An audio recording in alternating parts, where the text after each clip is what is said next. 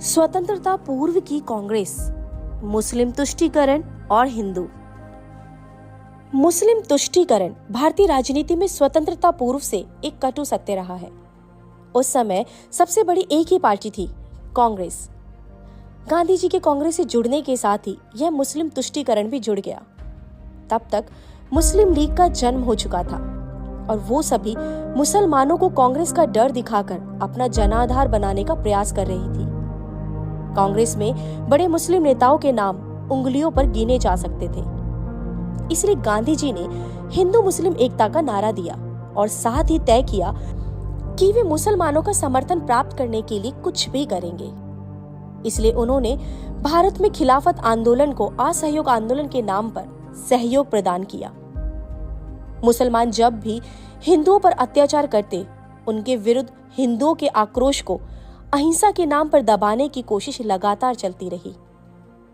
मैंने अपनी पिछली पुस्तक भारत 1857 से 1957 में ऐसे ही एक प्रयास मोपला के सांप्रदायिक दंगों के बारे में लिखा था। इस पुस्तक में एक और दंगे के स्वरूप को आपके सामने रख रहा हूं। कांग्रेस के पास संगठन चलाने के लिए पैसे की कमी नहीं थी। गांधी जी ने पहले तिलक स्वराज्य फंड के नाम पर 1 करोड़ रुपए से भी अधिक की धनराशि 1921 में एकत्रित की और फिर 1923 में एक और अभियान चलाकर 25 लाख रुपए एकत्रित किए। कांग्रेस को चिंता सिर्फ अपने जनाधार की थी। अंग्रेजों से सत्ता में और अधिक भागीदारी मांगने के लिए जरूरी था कि उसे जन समर्थन मिलता रहे। मुस्लिम लीग ने अपनी स्थापना के बाद से ही यह प्रचारित करना शुरू कर दिया कि कांग्रेस एक हिंदू संगठन है। गांधी जी इसी बात से चिंतित थे क्योंकि उनके पास अधिक मुस्लिम चेहरे लीग की बात को नकारने के लिए नहीं थे। जिन हिंदुओं के समर्थन की बात लीग कर रही थी, उसमें से भी कई ऐसे थे जो अंग्रेजों की गुलामी से पूरी तरह मुक्ति चाहते थे। ऐसे में धनबल होने के बाद भी कहीं जनबल कमजोर होने के कारण कांग्रेस का अस्तित्व ही खतरे में ना पड़ जाए, गांधी जी को यही चिंता थी। इसी कारण उन्होंने मुसलमानों द्वारा हिंदुओं पर किए जा रहे अत्याचारों को अनदेखा करना शुरू कर दिया। 1921 में मोपला के दंगों में शामिल मुसलमानों को सजा दिलाने की जगह गांधी जी ने उन्हें बहादुर मोपला कहकर संबोधित किया। अब दंगाई मुसलमानों को मुस्लिम लीग के साथ ही कांग्रेस का मौन समर्थन भी हासिल था। परिणाम स्वरूप अगले ही वर्ष 1922 में पंजाब में दंगे हुए। गांधी जी के खिलाफत को समर्थन के कारण इनमें से कुछ मुस्लिम नेताओं को कांग्रेस एक विकल्प लगा और मौलाना अब्दुल कलाम आजाद, मौलाना मोहम्मद अली, डॉक्टर मुख्तार अहमद अंसारी, डॉक्टर सैफुद्दीन किचलू, हकीम अजमल खान आदि कांग्रेस में शामिल हो गए। गांधी जी तो चाहते ही थे कि उन्हें मुस्लिम समर्थन मिले। इसी का परिणाम हुआ कि कांग्रेस ने दिसंबर 1921 के अहमदाबाद अधिवेशन का अध्यक्ष हकीम अजमल खान, सितंबर 1923 के दिल्ली विशेष अधिवेशन का अध्यक्ष मौलाना अबुल कलाम आजाद और दिसंबर 1923 के काकीनाडा अधिवेशन का अध्यक्ष मौलाना मोहम्मद अली को बनाया। खिलाफत आंदोलन से निकले इन नेताओं ने कांग्रेस को क्या दिशा दी होगी, इसे स्वयं ही समझा जा सकता है। 1921 में केरल के मोपला दंगे, 1922 के पंजाब दंगे और फिर 1923 में मुहर्रम के अवसर पर बंगाल और पंजाब में दंगे। 1924 में भारत के कई हिस्से दंगों की आग में झुलसे।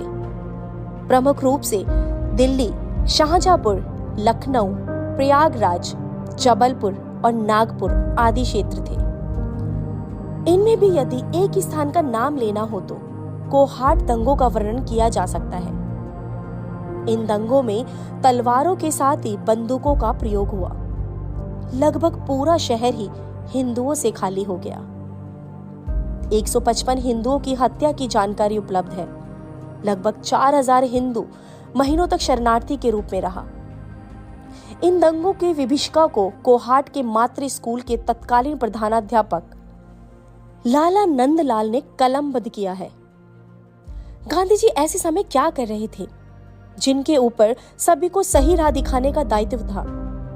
गांधी जी ने दंगों के विरोध में 1800 सितंबर से 8 अक्टूबर 1924 तक 21 दिन का उपवास रखा।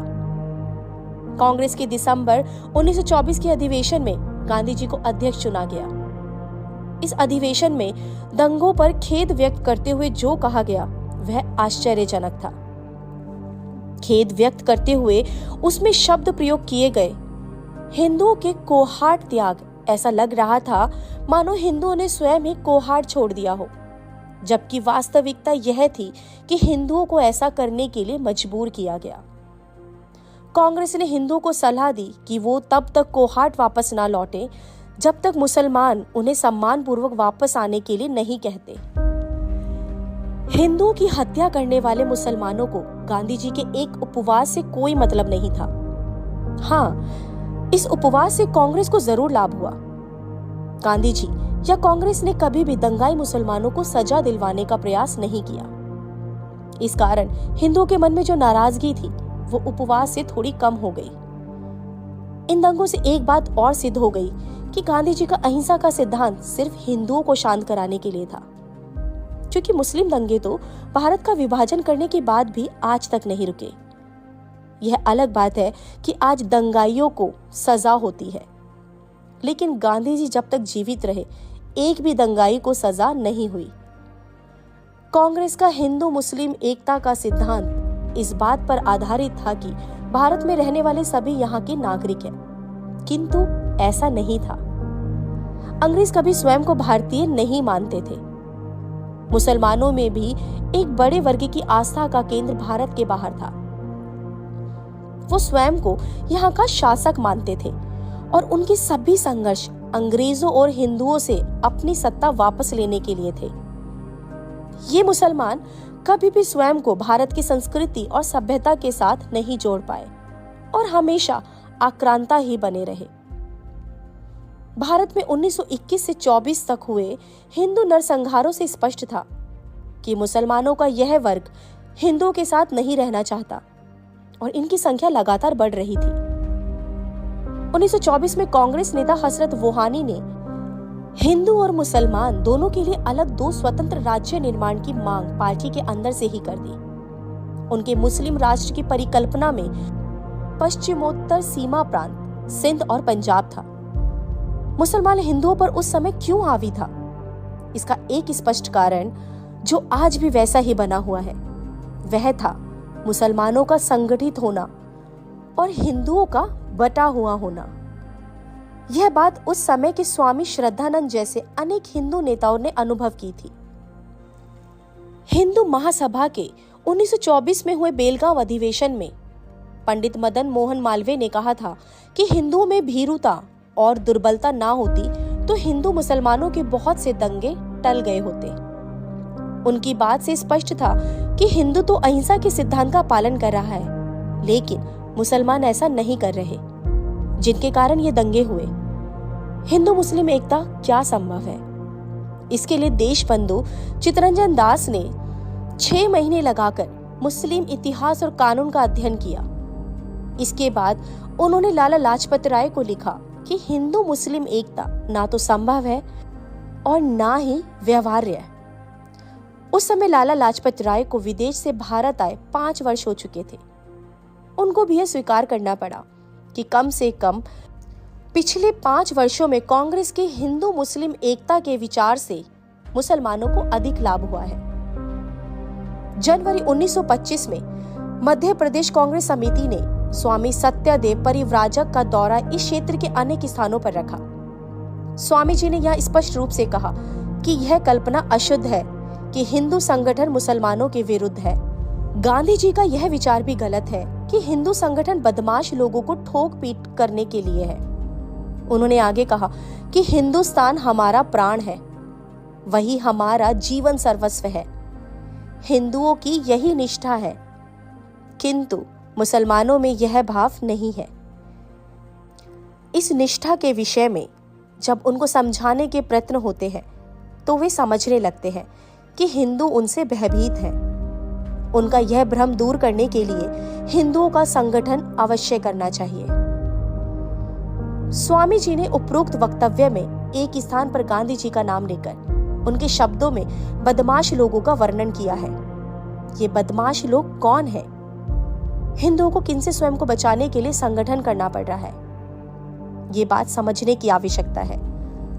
दूसरे यह भी स्पष्ट हो जाता है कि उस समय कांग्रेस के अंदर और बाहर दोनों स्थानों पर ऐसे लोग थे जो गांधी जी एक हिंदू मुस्लिम एकता के विचार से सहमत नहीं थे। स्पष्ट था कि तत्कालीन मुस्लिम समाज को गांधी जी के अहिंसा और हिंदू मुस्लिम एकता के सिद्धांत से कोई मतलब नहीं रह गया था। इसके बाद भी गांधी जी हमेशा दोषी मुसलमानों का नाम लेने से बचते रहे। उन्होंने कहा कि यदि मुल्क सत्याग्रह के तरीकों को ठीक से समझकर उस पर पूरा अमल करता तो हिंदू मुस्लिम तनाव पैदा ना होता। दंगों पर उनके विचार थे कि अगर जनता ने सच्ची अहिंसा और सत्य आचरण किया होता तो आज का ये खून खराबा और दंगे फसाद गैर मुमकिन थे। अर्थात गांधी जी ने अपनी असफलता के लिए जनता को दोषी बता दिया, उस जनता को जहां हिंदू पीड़ित और मुसलमान आक्रांता लग रहा था। ऐसा नहीं था कि गांधी जी को यह पता नहीं था। 1924 में हुए देशव्यापी दंगों के बाद उन्होंने कहा था कि a Muslim is a bully and a Hindu is a coward. Bully शब्द का प्रयोग धमकाना के लिए किया जाता है, अर्थात गांधी जी ने साफ साफ मुसलमानों को गुंडा और हिंदुओं को कायर कहा था। इसके बाद भी वो अपने अंतिम समय तक मुसलमानों का साथ देते रहे और हिंदुओं को अहिंसा का पाठ पढ़ाते रहे। आखिर क्या हिंदू मुस्लिम एकता से ही देश को स्वतंत्रता मिलने वाली थी?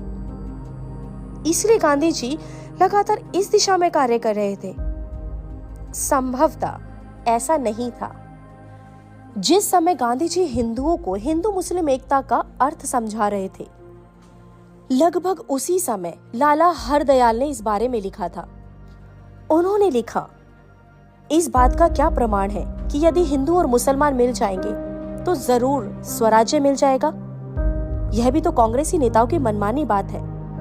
सन 1857 के गदर में हिंदू और मुसलमानों में एकता थी, तब कौन सा तीर मार लिया? दोनों की हार हुई। खिलाफत के आंदोलन के समय दोनों में बड़ा एका था, तब क्या स्वराज्य मिल गया? मेरी सम्मति में यदि केवल 2 लाख अंग्रेजों के मुकाबले में 22 करोड़ हिंदू अपना स्वराज्य स्थापित नहीं कर सकते तो उनके साथ 7 करोड़ मुसलमानों को मिला देने से भी स्वराज्य नहीं मिलेगा, क्योंकि 2 लाख अंग्रेज 29 करोड़ से बढ़कर रहेंगे। केवल संख्या से विजय नहीं होती है,